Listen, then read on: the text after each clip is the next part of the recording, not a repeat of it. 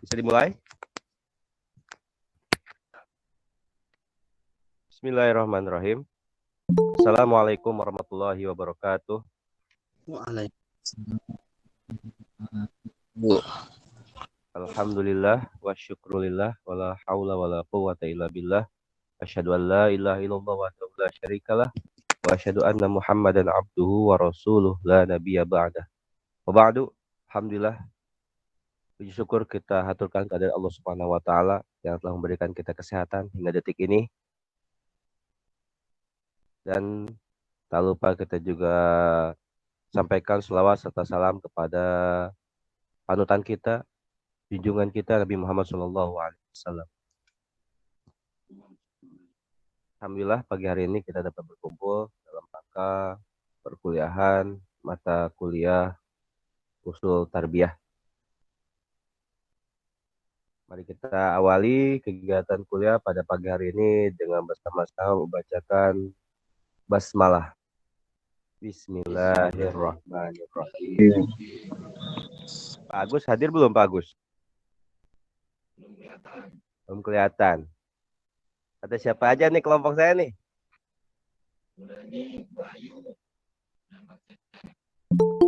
Pak Syam Gopur? Belum gabung. Saya sebentar lagi nyampe. Ya, siap, Bu. Ditunggu, Bu. Ini teman-teman juga belum hadir semuanya ya? Baru 24 ya. Baiklah. Udah berangkat ke Lapcang? Iya. Iya, sama-sama. Baiklah. Bu Ayu, mau jadi moderator apa mau jadi pemateri? Moderatornya Pak Cecep aja. Saya menyampaikan materi. Oh, Bu Ayu sama Bu Nani, ya. Materi. Okay, saya sama Bu Nani menyampaikan materi. Baiklah, teman-teman yang saya banggakan dan saya hormati. Pada pagi hari ini kita akan membahas tentang landasan ilmu pengetahuan pendidikan Islam, yang di dalamnya terdiri dari beberapa subtema, yakni hakikat ilmu pengetahuan dalam Islam, sumber ilmu pengetahuan dalam Islam, metode pengembangan ilmu pengetahuan dalam Islam, sistem ilmu pengetahuan Islam sebagai kurikulum pendidikan. Dalam pemaparan nanti yang akan disampaikan oleh Bu Ayu, dipersilakan nanti jika ada beberapa hal yang kurang sependapat atau ada yang mau ditanyakan atau misalkan dalam pemaparan masih belum jelas, bisa nanti dikomunikasikan dengan kami. Baik, langsung saja untuk kegiatan berikutnya, yakni pemaparan materi yang akan disampaikan oleh Ibu Ayu Lestari. Kepadanya dipersilakan.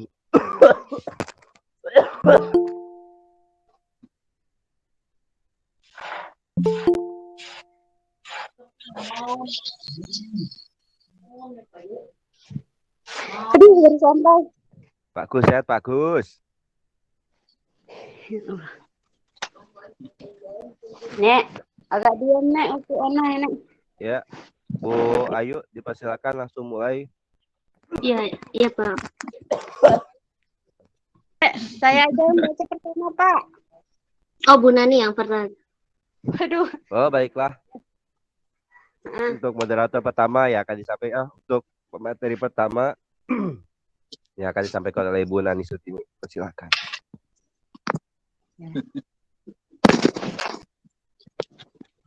Baiklah. Assalamualaikum warahmatullahi wabarakatuh.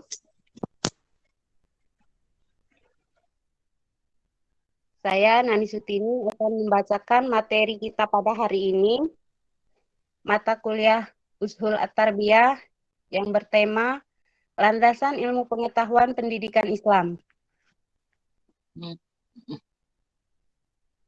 Di mana subtema kita pada hari ini yaitu hakikat ilmu pengetahuan dalam Islam, sumber ilmu pengetahuan dalam Islam, metode pengembangan ilmu pengetahuan dalam Islam, sistem ilmu pengetahuan Islam sebagai kurikulum pendidikan.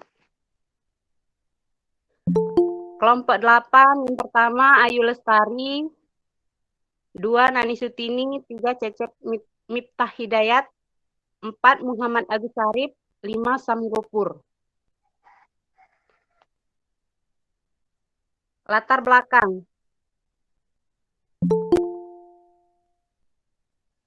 Kecil sekali, sebentar ya.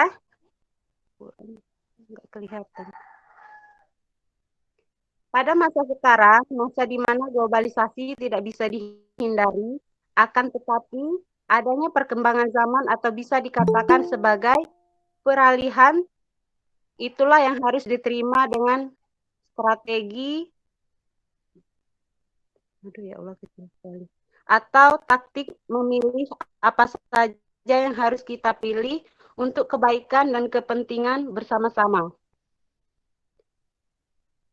Pada masa ini atau bisa dikatakan zaman modern, serta bisa dianalogikan bahwa banyak cara-cara lembaga formal pendidikan yang bobrok dan tidak beres. Realitas pada saat ini banyak ditemukan di kota-kota besar atau metropolitan. Memang dalam hal keilmuan non-agama serta spiritualnya bisa dikatakan unggul. Akan tetapi, nilai spiritual yang ada sangatlah tidak cocok dan tidak pantas apabila dikatakan sebagai seorang Muslim. Pada dasarnya, makhluk manusia menurut agama Islam ialah makhluk ciptaan Tuhan Allah. Hakikat serta wujud bahwa manusia adalah makhluk yang perkembangannya dan interaksinya dipengaruhi oleh lingkungan sekitar. Makhluk ciptaan Tuhan yang Maha Agung menurut agama Islam yakni jasmani atau bentuk fisiknya yang sehat serta gagah dan berketerampilan, cerdik serta lincah dan pandai. Dan oleh karenanya semua orang bisa dilatih melalui lembaga pendidikan. Pendidikan Islam dalam garis besarnya mengajarkan setiap manusia dan umat manusia umumnya dan umat Islam khususnya untuk mencapai suatu target dan mewujudkan sebuah tujuan yang sesungguhnya yaitu untuk selalu taat dan patuh kepada Allah Subhanahu wa taala. Sifat membangkang, sombong dan lainnya adalah salah satu sifat dan karakter manusia yang tidak memiliki fondasi pendidikan. Allah memberikan potensi fitrah kepada manusia sejak lahir ke dunia dan perlu ada bimbingan dan pendidikan yang dibebankan kepada kedua orang tua sebagai guru atau pendidik awal anaknya. Orang tua mempunyai peran penting serta membimbing, membina, mendidik anaknya untuk menjadi anak yang bertauhid dan bertakwa kepada Allah Subhanahu wa taala. Untuk mencapai keberhasilan dalam pendidikan, maka harus juga memerhatikan unsur-unsur yang ada dalam proses pembelajaran. Dalam menggapai tujuan dan pendidikan Islam, tentunya kita bisa merujuk Al-Quran dan hadis dan menentukan metode. Begitu juga saat Nabi menyampaikan wahyu pada umatnya. Keberagamaan cara Rasulullah dalam menyampaikan dakwah merupakan metode yang real dalam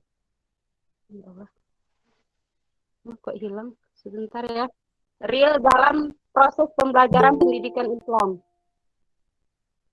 Makna dari itu penulis atau kami akan mengkaji tentang konsep pendidikan dalam Islam yang sebenarnya dan sesuai Quran dan hadis agar mampu membentuk dan mengembangkan seluruh potensi manusia baik jasmaninya maupun rohaninya agar selalu beribadah dan bertakwa kepada Allah Subhanahu wa taala. Pendidikan harus didasarkan pada syariat Islam. Karena dengan pendidikan Islam akan mendasari manusia untuk memahami hukum-hukum Allah dan melaksanakan segala perbuatan berdasarkan syariat Islam. Sehingga tidak ada ditemui orang yang melanggar hukum Allah dan Rasul-Nya, bahkan menjadi orang taat pada Allah dan Rasul-Nya. Baiklah, selanjutnya rumusan masalah. Yang pertama, Apa arti landasan pendidikan dalam Islam? Yang kedua, apa saja yang termasuk landasan pendidikan Islam? 3. Apa makna dari hakikat ilmu pengetahuan pendidikan Islam? 4. Bagaimana sumber ilmu pengetahuan dalam Islam? 5. Bagaimana metode pengembangan ilmu dalam Islam? Selanjutnya tujuan. Yang pertama, mengetahui pengertian landasan pendidikan Islam. Yang kedua, mengetahui hakikat ilmu pengetahuan pendidikan Islam. Yang ketiga, mengetahui metode pengembangan ilmu pendidikan Islam. 4. Mengetahui sistem pendidikan Islam di era 4.0. A. Landasan pendidikan Islam. Pendidikan Islam sebagai suatu usaha membentuk manusia, manusia harus mempunyai landasan ke mana semua kegiatan dan semua perumusan tujuan pendidikan Islam itu dihubungkan. Landasan Islam itu terdiri dari Al-Quran dan Sunnah Nabi Muhammad SAW yang dapat dikembangkan dengan ijtihad.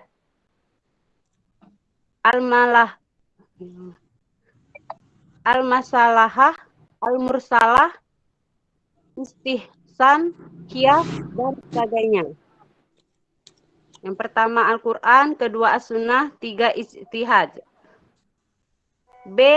Hakikat ilmu pengetahuan pendidikan Islam. Secara umum, jika ditelaah, setidaknya ada 3 istilah yang digunakan Al-Quran dan hadis berkaitan dengan dasar pendidikan Islam. Ketiga istilah tersebut adalah tarbiyah, taklim, dan ta'dib. A. Makna tarbiyah. Istilah tarbiyah berasal dari kata Rab menurut Ibrahim Anes. Kata Rab bermakna tumbuh dan berkembang. Menurut Al-Quran, Al-Kutubi, Rab juga menunjukkan makna menguasai, memperbaharui, mengatur, dan memelihara. B. Makna taklim. Istilah taklim berasal dari kata alima. Dalam misal Al-Arab, kata ini bisa memiliki beberapa arti seperti mengetahui atau merasa, dan memberi kabar kepadanya. Menurut Rashid Ridha, taklim merupakan proses transmisi ilmu pengetahuan pada jiwa individu tanpa adanya batasan dan ketentuan tertentu. C. Makna ta'dib. Dalam lisan Al-Arab dijelaskan bahwa arti dasar kata ad-daba adalah ad-du'a yang berarti undangan. Dengan demikian, kata ini diartikan sebagai undangan seseorang untuk menghadiri suatu pesta atau perjamuan.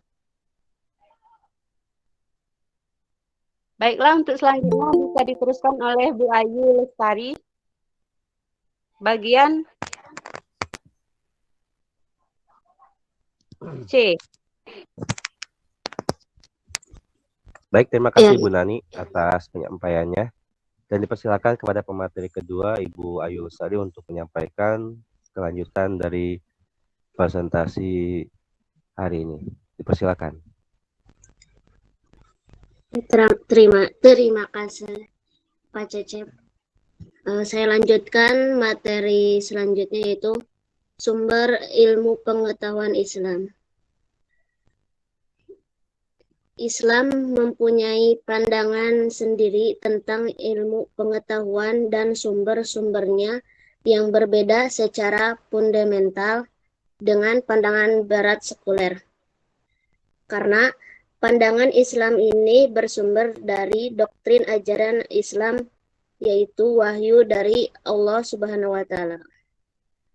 Adapun sumber-sumber ilmu dalam Islam sebagaimana dijelaskan oleh Dinar Dewi Kania dalam buku filsafatnya, Ilmu Perspektif Barat dan Islam terdiri dari, yaitu 1.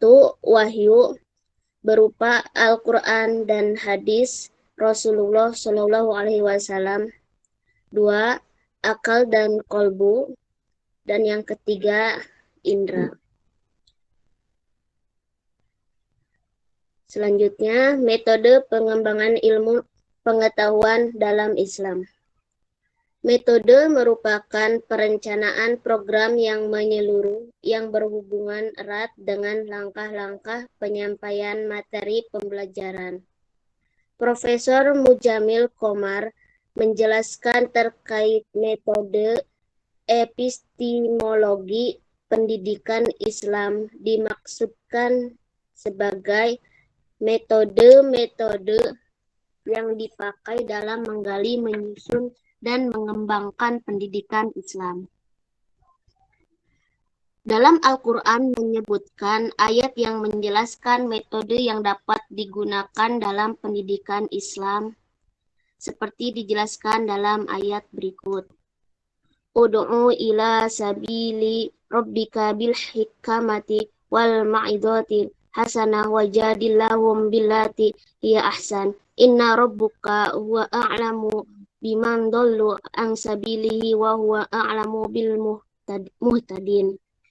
Artinya, serulah manusia kepada jalan Tuhanmu dengan hikmah dan pelajaran yang baik, dan bantahlah mereka dengan cara yang baik. Sesungguhnya Tuhanmu dialah yang lebih mengetahui tentang siapa yang tersesat dari jalannya, dan dialah yang lebih mengetahui orang-orang yang mendapat petunjuk. Quran Surat An-Nahl ayat 125. Adapun metode yang ditawarkan oleh Al-Ghazali dalam bidang pendidikan diantaranya yaitu keteladanan, perumpamaan, cerita, pembiasaan, saling bertanya, memberi nasihat, penghargaan, dan sanksi.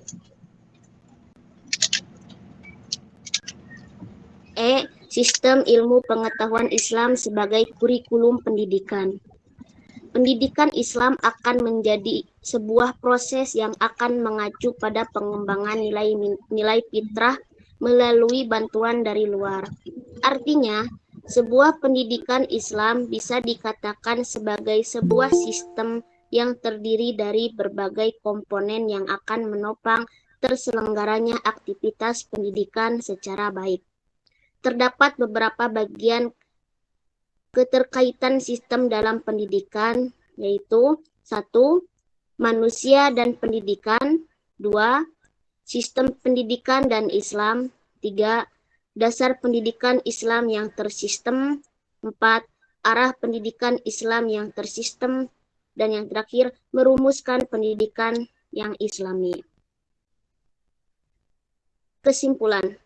Secara garis besar, pendidikan Islam pada umumnya merupakan salah satu upaya untuk dapat mengembangkan potensi manusia tanpa terkecuali peserta didik.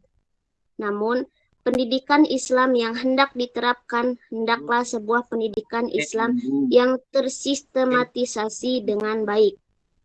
Sebuah proses peradaban negara yang mengarah pada kemajuan ataupun kemunduran erat kaitannya dengan faktor pendidikan.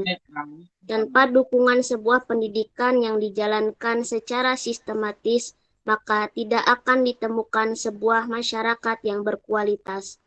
Pendidikan Islam yang tersistem dengan baik akan membentuk kepribadian para peserta didik pada sebuah pertumbuhan kepribadian yang menyeluruh, memiliki intelektual yang baik, serta keimanan yang optimal. Mungkin itu yang bisa kelompok 8 materinya bisa disampaikan. Saya kembalikan kepada Pak Cecep sebagai pembawa acara. Baik, terima kasih Bu Aida atas penyampaiannya. Terima kasih kepada Bu Nani dan Bu Ayu yang telah menyampaikan materi presentasi kelompok 8. Dan sesi berikutnya adalah sesi tanya jawab. Dipersilakan 3 pertanyaan bagi yang ingin bertanya. Dipersilakan.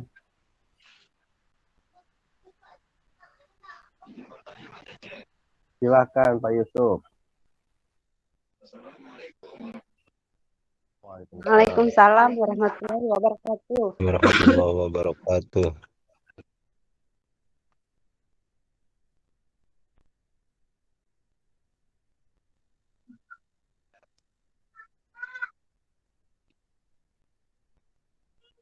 Iya.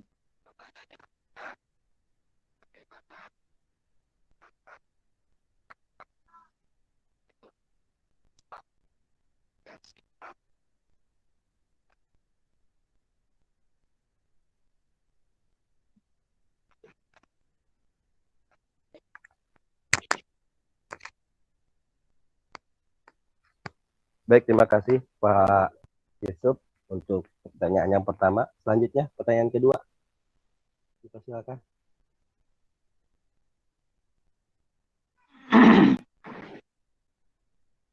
Silakan untuk pertanyaan kedua, Mangga.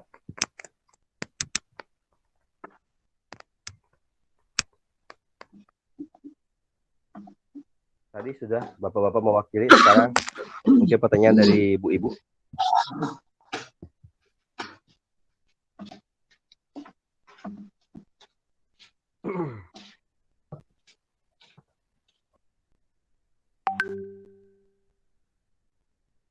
Tidak ada? Tidak ada yang bertanya lagi? Baiklah. Untuk pertanyaan Pak Yusuf tadi, bagaimana penerapan metode yang ditawarkan Al-Ghazali dalam bidang pendidikan, yakni keteladanan, perumpamaan, cerita, pembiasaan, saling bertanya, memberi nasihat, penghargaan, dan sanksi. Pak Agus Harip hadir tidak? Pak Agus? Hadir, Pak, hadir. Dipersilakan menjawab Pak Hadir. Agus. Masuk Kumpulin Pak dulu Agus. aja, Pak. Pertanyaannya enggak Ya. dikumpulin dulu, Pak. Dikumpulin Tidak dulu ada yang aja bertanya lagi Pak pertanyaannya. Agus. Langsung eksekusi Pak Agus. Bismillahirrahmanirrahim. Assalamualaikum warahmatullahi wabarakatuh. Waalaikumsalam. Waalaikumsalam warahmatullahi wabarakatuh. Menanggapi pertanyaan dari Akhin Al-Kiram, Bapak Yusuf ya? Ya. Langkah penerapan metode, penerapan metode yang ditawarkan Al-Ghazali. Imam Ghazali menerapkan metode dalam pendidikan itu keteladanan, perumpamaan, cerita, pembiasaan, kemudian saling bertanya, kemudian memberi nasihat, dan penghargaan serta sanksi. Ya. Di dalam pendidikan, dalam contoh lingkup keluarga, kita tidak bisa menyuruh anak hanya dengan begitu saja. Tapi ajaklah anak itu. Artinya apa? Di situ ada keteladanan. Berikan contoh. Ya, di situ ada keteladanan. Dan ini kalau kita mau jujur, metode pendidikan yang ditawarkan Imam Al-Ghazali ini lebih banyak kita temukan dalam dunia pesantren. Para santri melihat bagaimana perilaku para kiainya, bagaimana melihat perilaku para asatidnya. Karena memang di dalam dunia pesantren itu bukan sekedar ilmu, akan tetapi di situ juga maksudnya bukan sekedar ilmu pengetahuan, akan tetapi di situ lebih mengedepankan istilahnya apa ya, adab lah, ya. Lebih mengedepankan adab. Jadi yang diperlukan adalah suri tauladan. Kemudian dalam memberikan pengajaran, memberikan pemahaman kepada para santri, memberikan pemahaman kepada siswa, ini kan nggak bisa letterlek. Al-Quran sendiri itu sekian persen mayoritas isinya adalah kisah-kisah. Kisah-kisah itu ada juga perumpamaan. Ya, ada juga cerita. Ya, dari keteladanan, perumpamaan, kemudian cerita-cerita, ya, contoh-contoh yang baik, contoh-contoh yang buruk, dalam arti, oh ada gambaran seperti ini loh, nanti endingnya akan negatif.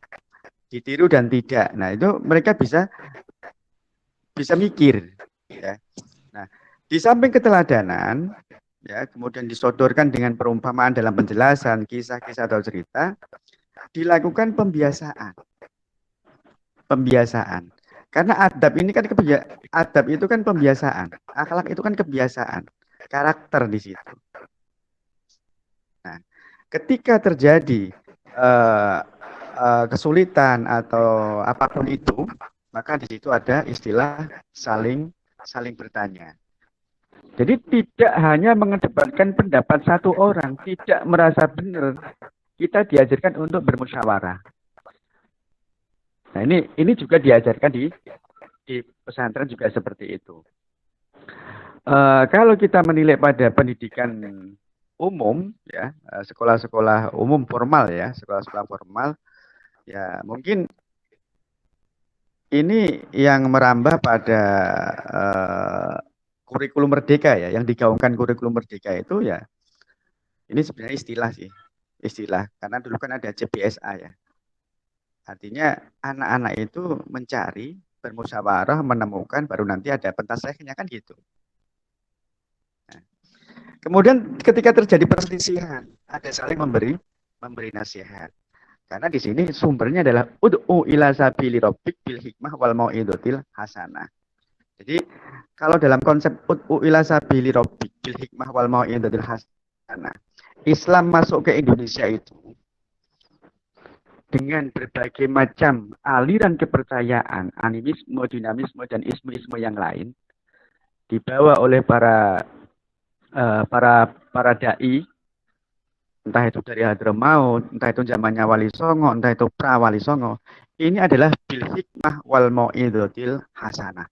Tidak ada pertumpahan darah di dalam dakwah atau memberikan ajaran-ajaran Islam pada masyarakat Indonesia. Nah, pertumpahan darah itu yang terjadi berdasarkan kekuasaan, perebutan kekuasaan, bukan karena Islamnya. Ya. Jadi ud'u ila sabili rabbik bil hikmah wal mau'izatil hasanah, di dalam dakwah penerapan itu adalah menggunakan hikmah dan mau'izatul hasanah, lemah lembut, mau'izatil hasanah, kasih tutur kata yang baik, nasihat yang baik. Nah, kemudian di dalam pendidikan sebagai appreciate, ya, kita ada poin reward, ya. Reward bagi anak-anak yang berprestasi, dikasih penghargaan dalam bentuk apapun yang sifatnya memberikan semangat. Kita saling kemudian ketika anak itu melakukan satu kesalahan, disitulah adanya sanksi sebagai bentuk supaya anak itu nanti jerah. Nah, ini kita terapkan dalam dunia pendidikan baik formal ataupun non formal, insya Allah ajib lah.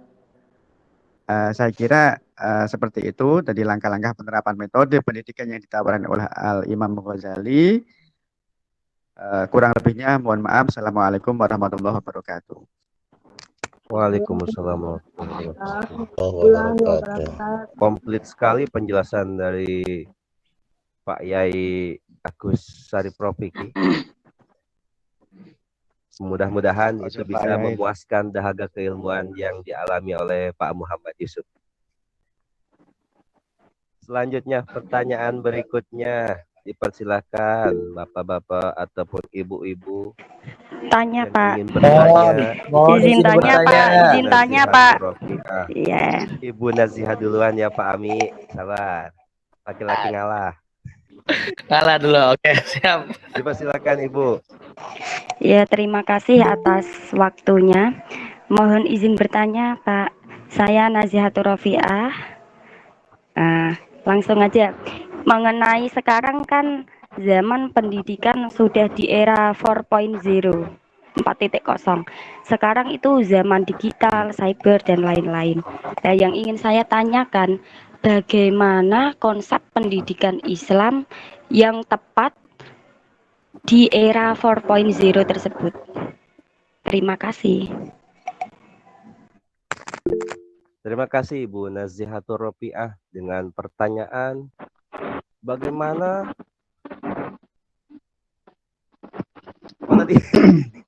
Bagaimana konsep pendidikan Islam Oke, bagaimana konsep pendidikan yang di zaman PowerPoint 0?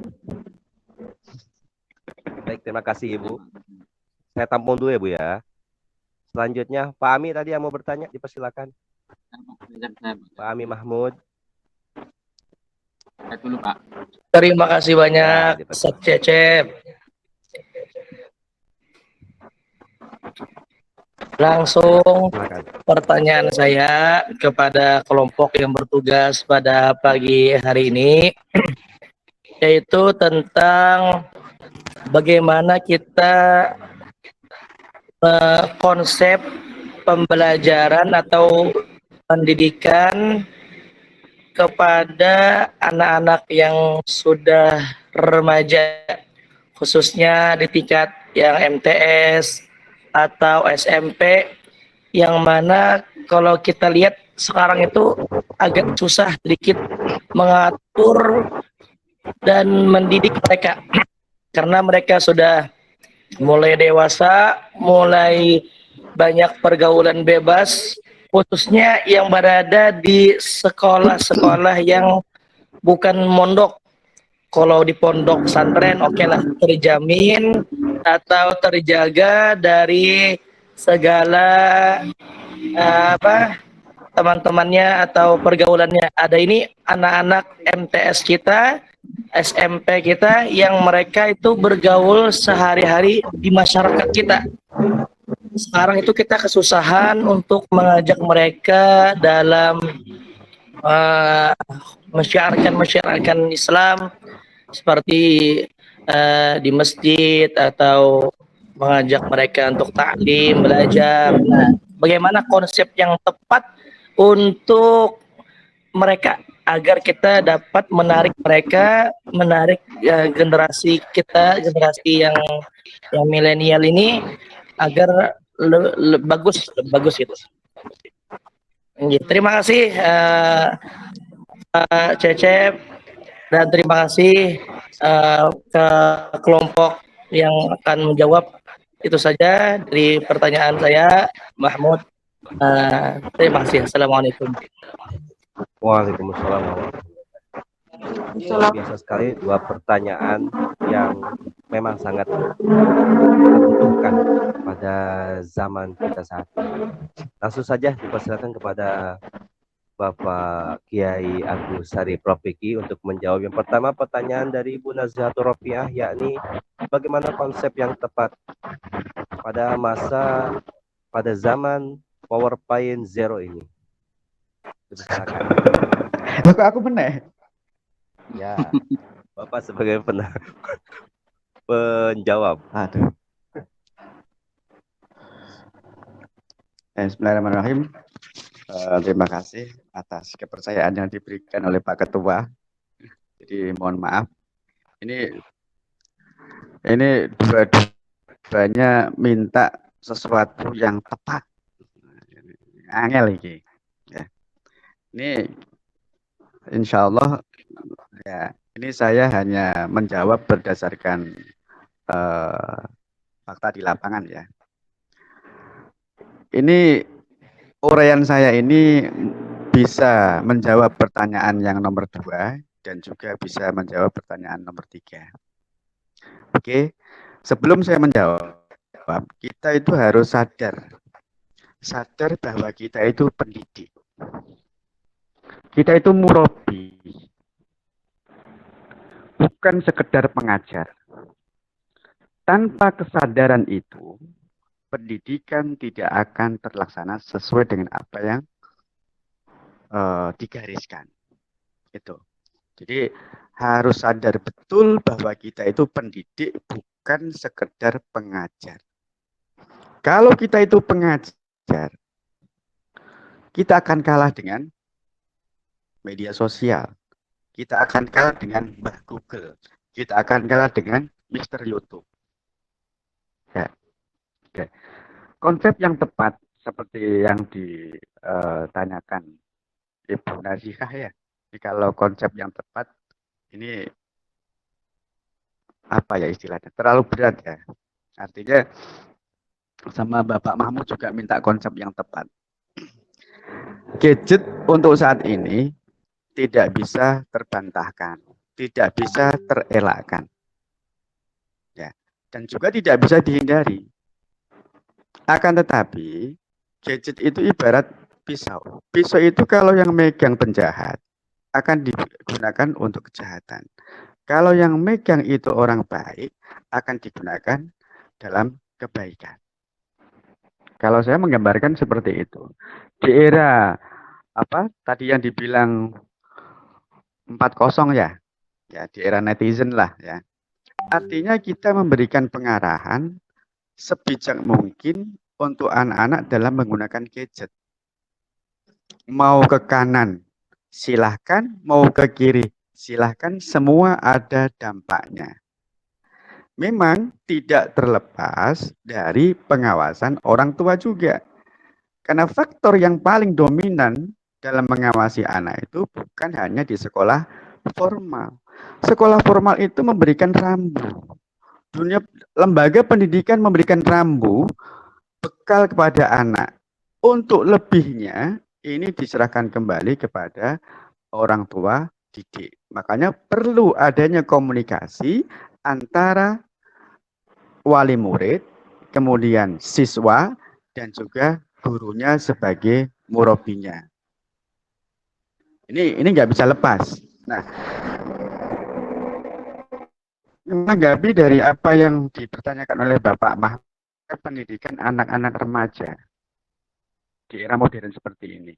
Nah, apalagi ini ya, usia-usia remaja, usia-usia mencari jati diri. Ya. Kalau pantauan kita di sekolah formal ya, kembali lagi saya kembalikan ke diri kita sendiri bahwa kita murabi itu tugasnya 24 jam, Pak. Bukan sekedar jam pelajaran selesai, bubar, bukan. Nah, yang kami terapkan, sekelompok kecil. Ya, sekelompok kecil artinya kita ini ada satu komunitas antara guru dan siswa atau anak didik yang di usia-usia remaja. Karena melihat perkembangan di dunia luar, pergaulan di dunia luar itu luar biasa. Dalam kegiatan apapun, mereka dalam pantauan kita. Nah, itu ada kekompakan di situ. Kelompok-kelompok kecil yang bisa kita pantau, Pak. Kalau untuk masalah siar-siar ke masjid, ke yang lainnya, ya itu tetap juga dalam pantauan kita. Mereka berguru dengan siapa? Mereka berkelompok dengan siapa? Nah, itu dalam pantauan kita sebagai murabi. Dan mau nggak mau, kita harus tahu, Pak. Anak itu bergaul dengan siapa, kelompoknya bagaimana. Nah, ini. Dan itu pun tidak bisa kita langsung strength itu nggak bisa. Keras itu nggak bisa. Anak atau remaja kalau dikerasin, mereka akan melawan. Kita melebur. Kita melebur dalam arti menjadi dirinya. Karena kalau kita untuk tahu akan sesuatu, kita harus masuk ke dalam ranah itu. Tanpa itu, kita hanya justifikasi, Pak. Makanya kadang yang saya terapkan itu juga, mohon maaf nih, untuk mantau mereka, kadang saya juga ikut nongkrong, Pak. Ikut nongkrong di warkop dan lain sebagainya itu. Artinya tahu dunia mereka, oh dunia mereka seperti ini. Setelah kita tahu ada sisi positif, ada sisi negatifnya, baru kita berikan arahan. Kita ajak, kita pandu. Insya Allah dari situ nanti akan terkontrol. Namun kembali lagi pada kesadaran kita bahwa kita ini bukan sekedar pengajar, akan tetapi pendidik. Makanya sesuai dengan apa yang disampaikan oleh Imam Ghazali tadi, konsep yang awal tadi, konsep yang ditawarkan oleh Imam Ghazali, poin-poin di situ kita terapkan, Pak. Kurang lebihnya seperti itu, mohon maaf, nanti kalau ada banyak yang kurang udah pasti itu, nanti bisa ditambahin oleh siapapun dari teman-teman kita. Assalamualaikum warahmatullahi wabarakatuh. Waalaikumsalam warahmatullahi wabarakatuh. Luar biasa sekali. 2 pertanyaan dalam sekali gerak, Masya Allah. Ya. Boleh saya Selanjutnya ingin dipersilakan Ibu menambahkan Eka sedikit jika ingin saja. bertanya. Ya, mangga. Saya mau menambahkan saja tadi, mungkin ini terlewat. Itu kan tadi dari pertanyaannya Pak Ami, bagaimana cara itu, masalah remaja itu. Mungkin tadi kurang ditambahkan harus adanya kerjasama antara orang tua dengan pendidiknya atau dengan gurunya. Jika hanya kita mengandalkan pendidikan yang ada di sekolah, tapi di rumah itu tidak diteruskan, itu yaitu sangat tidak ada manfaatnya, karena di rumah itu mereka lebih banyak di rumah daripada di sekolah. Lain halnya dengan misalnya kalau mereka itu di pondok, tapi ketika misalnya di pondok, ketika mereka balik lagi ke rumahnya pas saat libur, ketika orang tuanya tidak mengontrol lagi anaknya itu, jadi pendidikan yang telah mereka terima di pondok itu akan menjadi sia-sia. Itu saja, Pak. Oke, terima kasih Bu Eka. Jadi saya tegaskan lagi di awal penjelasan saya, harus ada komunikasi 3 arah antara wali murid, guru pendidik, dan siswa itu sendiri sebagai fungsi kontrol di luar jam pelajaran. Jadi itu selaras dan semakna apa yang disampaikan oleh Ibu Eka. Terima kasih atas penjelasannya. Terima kasih Bu Eka atas tambahan penjelasan yang jadikan jawaban atas 2 pertanyaan sekaligus tadi. Dipersilakan bagi rekan-rekan yang ingin bertanya atau ingin menambahkan atau ingin memberikan saran, kritikan, masukan, dipersilakan.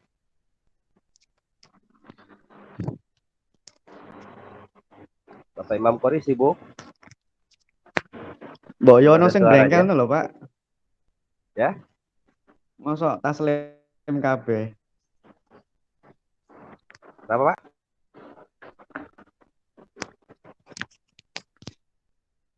Mbok ya ada yang brengkel mosok taslim kabeh. Bahasa Indonesia, Pak. Bahasa Indonesia, Pak. Ini, Nggak maaf, apa-apa. saya dari Jawa Utara.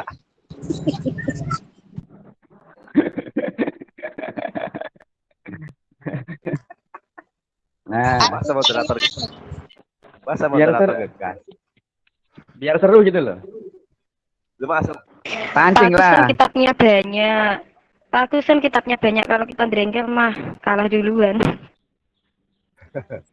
Tinggal Ojo apa-apa. ngono ora. Kalah, Harus ada kalah menang belakangannya penting rame bahasa dulu. Iya, ini. Ya, Pak Imam Qori, mana Pak Imam Qori? Ibu semua nggak berani. Hadir. Mangga Pak Imam Qori, ayolah. Woi, selesai tak ini, saat duha.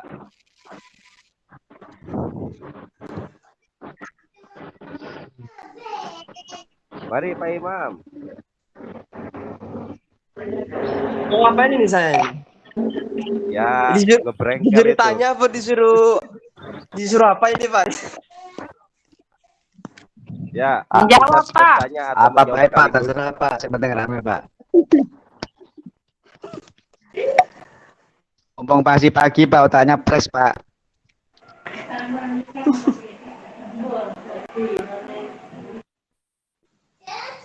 Bapak, nanti saya siapkan pertanyaan buat Bapak. Pas materi Bapak. Pak Musana jangan Oke, sebelum bobo, ayo Pak Pak Imam Musana. mulai, Pak Cep, sebelum Pak Imam bertanya, saya mau menambahkan sedikit ya. Silakan. Terkait tadi pendidikan di era 4.0, kan kita sebagai pendidik dituntut untuk serba bisa IT. Nah, apabila kita sebagai pendidik belum bisa di era sekarang, era 4.0, istilahnya kurang IT, berarti kita itu Captek lah. ya maksudnya gini, berarti kita itu kategori pendidik yang kurang profesional gitu Pak. Nah, bagaimana dengan pendidik-pendidik yang notabene, maaf, yang spesifikasinya yang di ilmu agama ya khusus kan, kadang kan banyak tuh yang pendidik yang kitabnya bagus, terus ilmunya bagus, tapi di IT-nya kan ada yang kurang bagus. Nah, itu bagaimana seharusnya? Oke. Seharusnya Ibu langsung tak sambar Pak ya, Pak Cecep ya. Yo, sambar. Sambar. Oke, terima kasih Bu Nazika. Jadi kita itu kan untuk melakukan sesuatu kan nggak harus dengan tangan kita, Bu. Artinya bagi beliau-beliau yang notabene kurang begitu paham dengan gadget atau apapun itulah yang terkait dengan teknologi, beliau kan punya orang lain untuk mengolahnya. Nah, itu salah satu caranya seperti itu. Jadi memang dalam dunia 4.0 ini, di zaman 4.0 ini kita tidak terlepas dari gadget.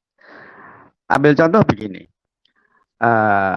kita sering mendengarkan kajian dari Gus Baha gitu ya. Itu bukan Gus Baha sendiri yang bikin channel, tapi orang-orang di sekelilingnya. Kita mendengarkan ceramah dari kiai sepuh di satu pesantren atau kiai dari mana, itu santrinya yang bikin. Nah, karena kita ini di dalam dunia pendidikan yang formal, ya, artinya kita juga tidak terlepas dari yang namanya gadget. Banyak sekali pelatihan-pelatihan yang menawarkan, di mana menyuguhkan materi semenarik mungkin. Entah itu pakai Canva, entah itu pakai PowerPoint, dan lain sebagainya. Nah, itu dalam rangka mengupgrade. Ya, jadi kita-kita yang bahasanya istilahnya kalau nggak mau ketinggalan, ya seperti itu. Tapi kalau masih ada yang lebih dipentingkan lagi, ya pakai cara yang pertama tadi. Bisa dengan menggunakan orang lain dalam mengolah, bisa diolah sendiri dalam menyampaikan melalui pelatihan-pelatihan. Artinya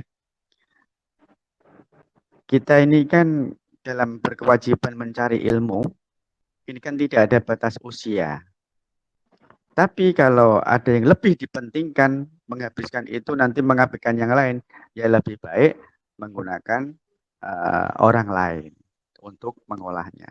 Kurang lebih seperti itu Ibu Nani. Jadi tidak ada alasan apapun Ibu Nani atau berasumsi negatif. Dan biarin Bu, biarin Bu. Bu Nazika ya? Bu Nazika ya? Nah. Jadi tidak ada alasan apapun untuk ngeles bahasanya. Gitu ya. Assalamualaikum warahmatullahi wabarakatuh. Waalaikumsalam. Waalaikumsalam warahmatullahi wabarakatuh. Iki masalahnya Bapak, ono udute karo kopine iki. Bapak Saifuddin dipersilakan. Ya, saya Pak, terima kasih Pak atas waktunya.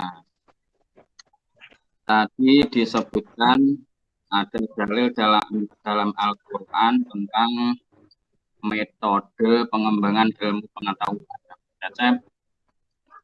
Tadi saya simak, ya mohon maaf sedikit tadi ada kesalahan pembacaan. Yeah. Nah, ini saya bacakan lagi ya. Mohon maaf ini. Ud'u ila sabili rabbika bil hikmati wal mau'izatil hasanati wajadilhum billati hiya ahsan. Inna rabbaka huwa a'lamu biman dhalla 'an sabili wa huwa a'lamu bil muhtadin. Dari surat ini bisa kita simpulkan bahwa ada 3 metode. Tidaknya ada 3 metode dalam pengembangan ilmu pengetahuan Islam. Yang pertama yaitu 1, bil hikmah. Bil hikmah tadi sudah diterangkan Pak Agus dengan diskusi atau pendekatan. Kemudian al-mau'izatil hasanah, dengan mau'izah hasanah, dengan nasihat-nasihat yang baik. Ketiga yaitu wajadilhum billati ya ahsan. Yang ketiga ini yaitu membantu apa mem- membantu dengan cara yang baik. Yang ketiga ini tolong dijelaskan lagi biar sebenarnya hikmah sudah mau indah itu dilatih asan ini ditambah lagi kalau bisa Pak Khodim. Asan itu maksudnya gimana? Terima kasih. Assalamualaikum warahmatullahi wabarakatuh. Wabarakatuh. Ini moderator apa Pak Khodim? Terserah yang mau, monggo. Tunggu Pak Hodim. Ya, sebelumnya terima kasih Pak Saipudin atas koreksian bacaannya tadi. Ya, luar biasa. Pak Saipudin kemarin waktu praktek qiraah mumtaz sepertinya. Masya Allah. Terima kasih. Terima kasih atas koreksiannya. Dan selanjutnya dipersilakan kepada Pak Agus Sarip, Pak Kiai Agus Sarip untuk memberikan contoh jadilhum billati hiya ahsan itu seperti apa. Bismillahirrahmanirrahim. A'udzubillahi minasyaitonirrajim. Ud'u ila sabili rabbika bil hikmati wal mau'izatil hasanati wajadilhum billati hiya ahsan. Ini satu konsep ya. Satu konsep yang adem banget. Ya. Tadi di awal saya paparkan bahwa Islam masuk ke Indonesia itu bil hikmah wal mau'izatil hasanah. Ini selaras dengan apa yang diajarkan oleh ulama sufi. Ya. Jadi bil hikmati wal mau'izatil hasanah ini selaras dengan apa yang diajarkan oleh ulama-ulama sufi, dan mayoritas para pendakwah yang masuk ke Indonesia ini adalah para ulama sufi. Mereka ahli thariqah, mereka para mursyid. Nah, itu. Nah, kemudian yang namanya hidup ini tidak lepas dari perselisihan. Itu sudah sunatullah. Nah, ketika terjadi perselisihan, wajadilhum billati ya ahsan. Kayak gontok-gontokan, debat. Gunakanlah kalimat-kalimat yang baik. Allati hiya ahsan. Nah, dengan cara-cara yang baik ketika ada perselisihan. Jadi bukan debat kusir, bukan pakai otot, bukan. Nah, seperti itu. Di wajadilhum billati hiya ahsan itu maksudnya ketika terjadi perselisihan itu gunakanlah kalimat-kalimat yang baik. Gunakan dengan cara yang baik. Kurang lebih seperti itu. Untuk lebih jelasnya lagi, nah mungkin nanti ada yang mau menyambung, karena saya berprinsip pada satu pemahaman di dalam tafsirnya surat At-Tin. Allah itu bersumpah pada 4 hal. Ini saya merembet sedikit ya, mohon maaf ya. Allah bersumpah pada 4 hal. Wattini wazaitun wa turisin wa hadzal baladil amin. Nah, ini 4 hal. Allah bersumpah dengan 4 hal itu dalam rangka apa? Laqad khalaqnal insana fi ahsani taqwim. Itu udah ada lamnya, udah ada qadnya, kemudian fiilnya fiil madhi. Ini kan bentuk takkid, belum diawali dengan sumpah. Ya. Dengan kosam, 4 kosam di situ. Nah, di situ apa yang disampaikan? Khalaqnal insana fi ahsani taqwim. Pada prinsipnya Allah itu menciptakan kita itu sudah dalam bentuk yang sempurna. Ini bisa diartikan fisik, bisa diartikan secara bahasanya mahruhnya, secara ininya lah, dalemannya. Nah, untuk merawat itu supaya bertahan apa? Karena kalau nggak dirawat, itu akan asfala safilin, ya, akan menjadi makhluk yang paling rendah. Sak ngiso elek-elek lah, sejelek-jeleknya makhluk. Kita diciptakan dalam bentuk yang sempurna, bisa jadi nanti dikembalikan pada bentuk yang paling buruk. Nah, yang menjaga itu supaya lestari apa? Alladzina amanu wa amilus sholihah. Dua hal, mereka yang beriman dan beramal baik. Ya, beramal baik ya dalam pendidikan ini konsep-konsep ini juga masuk di dalam situ. Amilus sholih, kita tidak tahu baik dan tidak baik kalau tidak tahu ilmunya. Nah, kemudian penerapan yang diterapkan oleh para ulama sufi itu ila sabili rabbil hikmati wal mau'izil hasanah wa jadilhum ya hasan.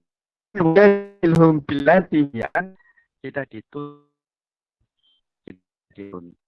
Ketika ada perselisihan, maka gunakan dengan cara yang baik.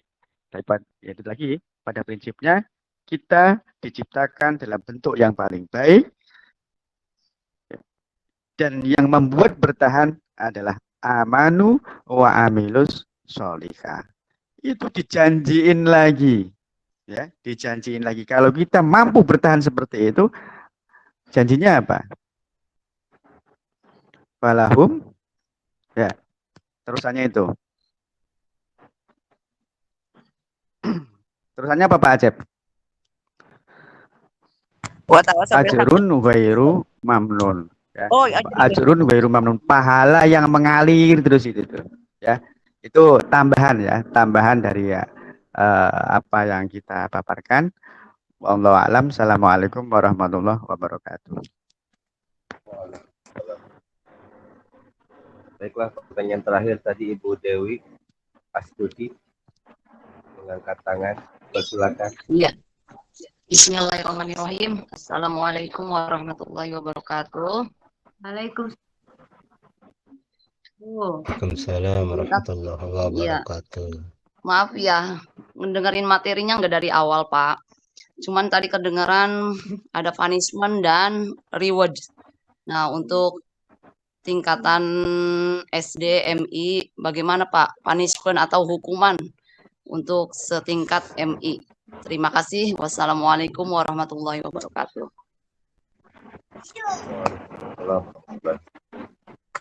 Ya, pertanyaan dari Bu Dewi adalah penerapan yang tepat untuk masalah punishment di tingkat MI, SD atau bahkan kita silakan Pak Agus terakhir. Kok boyo yang lain toh Pak? Yang lain terbatas Pak. Dikit aja ya Bu. Bu Ayu kehabisan kuota. Ini lagi di perjalanan. Ya. Untuk yang tersedia. Terima kasih Pak Asep. Aduh. Untuk punishment dan reward Bu ya. Punishment dan reward artinya ada penghargaan dan juga ada sanksi. Memang kalau kita melakukan satu kekerasan, ini ujung-ujungnya kan HAM. Banyak sekali kalau istilahnya apa ya? Dulu itu guru-guru banyak yang dilaporkan gara-gara nyakitin muridnya, bahasanya kan gitu. Ya. Padahal itu kan sanksi.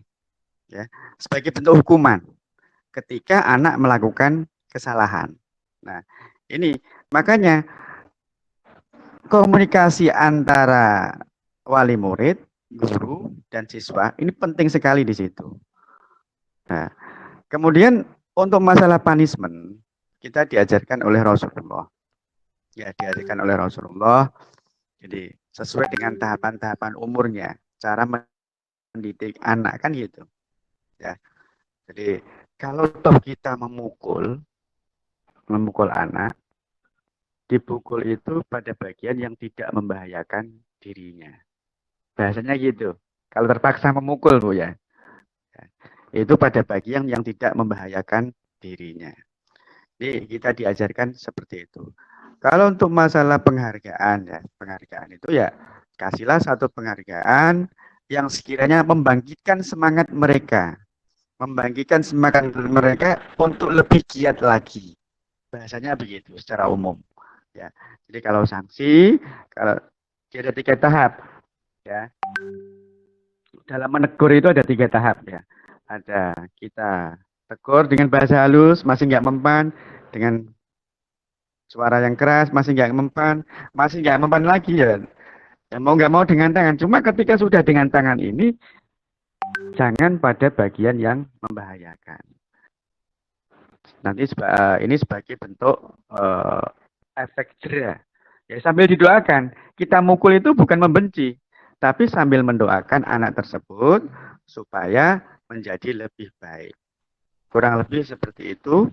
Allah alam biswab. Mungkin ada yang mau menambahin, silakan. Ya, Pak Imam, dipersilakan. Sepertinya Pak Imam untuk menambahkan. Bukan nih Pak, saya malah justru mau bertanya ini. Ya. Berat Pak Imam nanya. Ya, silakanlah. Terap Pak Imam. Mau apa kek? Tidak apa-apa ya Pak ya? Ya, silakan. Ya, Bismillahirrahmanirrahim. Assalamualaikum warahmatullahi wabarakatuh. Mungkin ini yang paling akhir ya Pak ya, karena tadi yang terakhir, ini mungkin yang paling akhir ya. Jadi sebetulnya yang saya dengarkan dari tadi itu sebetulnya pernah sering kita bahas ya dalam materi kita tentang metode macam-macam tadi. Itu sebetulnya sering kita bahas. Dari semester pertama pun juga sering kita bahas. Dan materi kita sebetulnya hari ini itu tentang landasan ilmu pengetahuan sebetulnya. Landasan landasan pendidikan landasan pendidikan Islam dari sisi ilmu pengetahuan. Ya, landasan ilmu pengetahuan gitu ya tadi judulnya. Sebetulnya kalau kita lihat dan kita baca materi tugas kemarin itu kan tugasnya landasan ilmu pengetahuannya kemarin itu, bahwa kalau kita juga bahas dari segi ilmu filsafat itu antara ilmu dan pengetahuan pun itu juga berbeda ya. Dan menurut beberapa materi yang kemarin sudah dikasih tugas oleh Bapak dosen itu, sebetulnya yang kita bahas hari ini itu lebih banyak kepada pengetahuan sebetulnya. Kalau saya baca tadi juga, makanya penting ke materi hari ini memberikan perbedaan antara ilmu dan pengetahuan itu apa, yang ilmu itu apa, kemudian pengetahuan itu apa, lalu ilmu pengetahuan itu apa, sehingga nanti ilmu pengetahuan itu bisa menjadi landasan dalam pengembangan pendidikan Islam yang kita harapkan. Ya. Dan di antaranya ini ya, di antara ciri ilmu pengetahuan itu kalau kita baca itu, ilmu pengetahuan itu kan aktivitas penelitian di antaranya. Artinya bisa didapat ilmu pengetahuan bisa disebut sebagai ilmu pengetahuan itu kan di antaranya karena sudah diuji, sudah diobservasi, dan kemudian nanti di belakang di akhir itu mendapatkan sebuah kesimpulan. Ya mungkin bisa diulas kembali oleh pemateri. Itu ilmu itu apa, kemudian pengetahuan apa, lalu kemudian ilmu pengetahuan itu juga apa yang kemudian nanti jadi inspirasi dalam pengembangan pendidikan Islam kita saat ini. Terima kasih semuanya. Terima kasih Pak Imam Qori. Wah, ini penutup yang silakan Pak Hadi. Pak Hadi juga dengarkan pertanyaannya. Oke. Jadi sebenarnya sih ya memang ini melebarnya sudah kemana-mana ya. Kalau kita baca dari tugasnya ya, di ilmu pengetahuan sebagai landasan pendidikan. Di awal kita sudah diarahkan mengenai apa sih itu ilmu. Ya, bisa bermakna tarbiyah, bisa bermakna taklim, bisa bermakna takdib. Kan gitu. Ya. Jadi dikatakan ilmu itu kan kalau sudah melekat. Makanya di sini ada istilah tarbiyah, ada taklim, ada takdib. Tarbiyah, murabi, mengatur, memelihara di situ. Saya lebih ke memelihara, menjaga di situ. Taklim, allama yu'allimu takliman. Ya. memberikan di situ ada transformasi keilmuan, ya. Ada tarbiyah, ada transformasi keilmuan. Kemudian ta'dib itu pembiasaan mengajak dengan cara mengajak, memberikan suri tauladan. Nah, ini konsep pendidikan Islam secara ilmunya ya berdasarkan 3 hal ini kalau menurut makalah yang di sini. Kemudian tadi dikatakan bahwa antara ilmu dan pengetahuan, ya, ataupun ilmu dan pengetahuan ini ketika sudah teruji dan melalui observasi. Dan memang tidak lepas dari apa yang sudah dipraktekkan dalam dunia pendidikan, baik di dalam sejarahnya, dalam sejarah pendidikan Indonesia. Justru pendidikan Indonesia itu dalam sejarahnya yang pertama itu adalah, kalau dalam kelembagaan ya, ini adalah madrasah. Madrasah, kalau kita runut dari Wali Songo, ini kalau nggak salah itu, kalau nggak Sunan Giri atau Sunan Ampel gitu. Di antara 3 itu, Sunan Giri, Gresik, Ampel. Di situ ada madrasah, bahasanya madrasah tertua dalam dunia pendidikan. Kurang lebih seperti itu, Bapak-bapak, Ibu-ibu.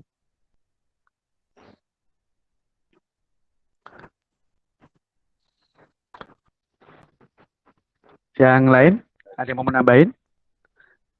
Pak itu mana Pak itu? Pak siapa? Nah, oh izin. Pak Musana mau menambahin mungkin?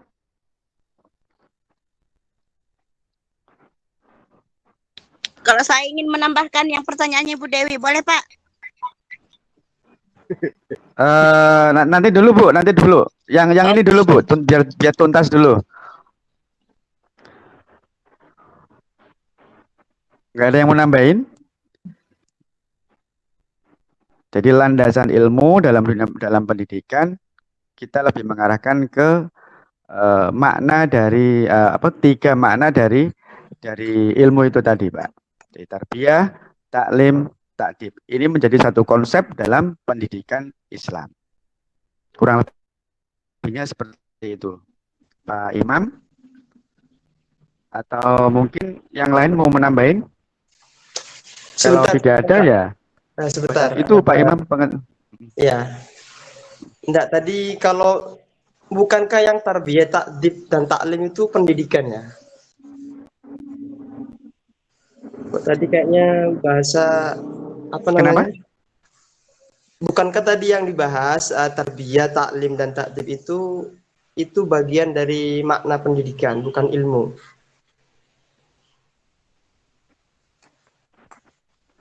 Mana dari pendidikan? Oh iya. Tahu Pak. Yang lain.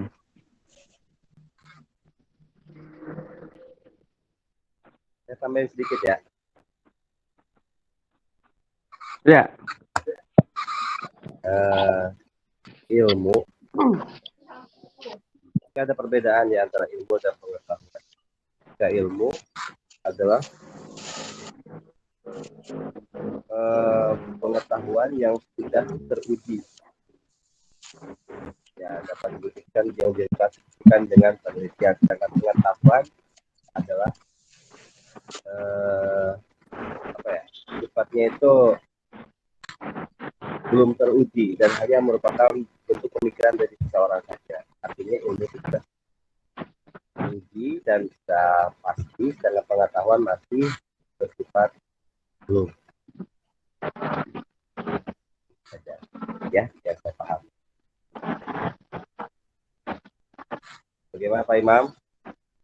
Ini sebagai penutup aja Pak Imam ya. Soalnya sudah mulai agak siang. Oh, lanjut.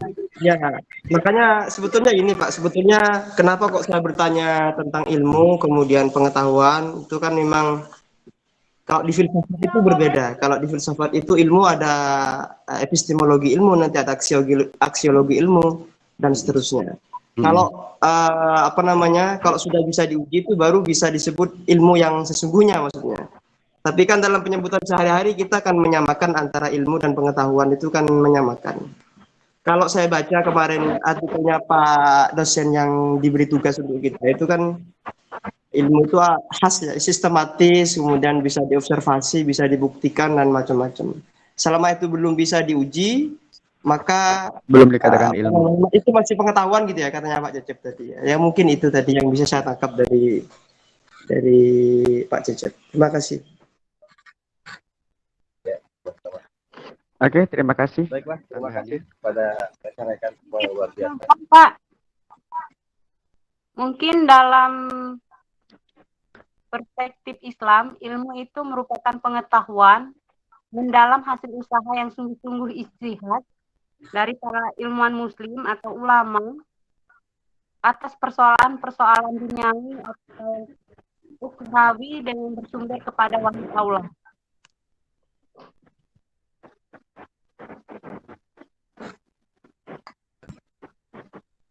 Ya, terima kasih atas tambahannya Bu Nani. Jadi, menurut Ibu Nani, ilmu adalah hasil dari merupakan pengetahuan Bu Nani tadi. hasil usaha yang sungguh-sungguh dari para ilmuwan muslim dalam persoalan duniawi dan yang bersumber pada wahyu Allah. Ilmu ya. Jadi berbeda ya dengan pengetahuan ya Bu Nani ya.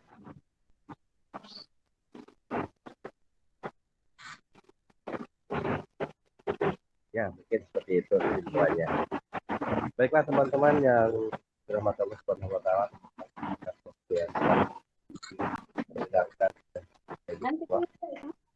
Terima kasih atas presentasi yang telah disampaikan dan ambil dari beberapa mengucapkan dan mohon maaf kita dalam pemaparan kita menjawab pertanyaan terdapat banyak kekurangan di luar ataupun hal-hal yang kurang berkenan bagi Bapak Ibu. Saya kelompok 8 karena terima kasih dan kita akhiri presentasi pada hari ini dengan pribadi.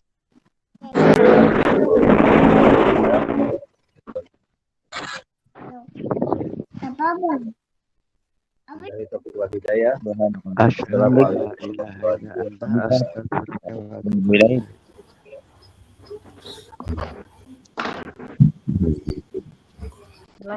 Apa ya Pak? Qiraah ya? Oh iya. Pak Yusuf. Siap. Nanti Yang malam kemarin jadi aja ya? belum. Ayo. Minggu depan ya. Ya. Ayo lo janjian lo. Ayo janjian lo. Orang ngajak-ngajak. Nanti malam. Nanti pasang Berarti di YouTube nanti aja, malam Pak. Pak jadi ya.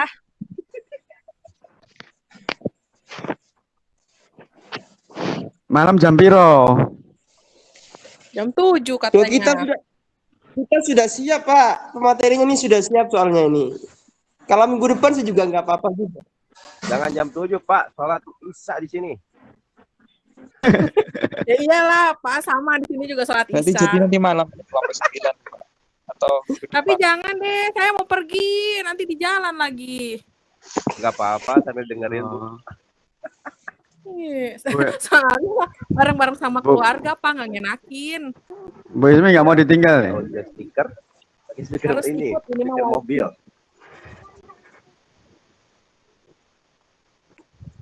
Minggu depan. Kemungkinan UAS tanggal berapa, Pak? Ada berapa materi lagi yang belum? Entek Pak materi.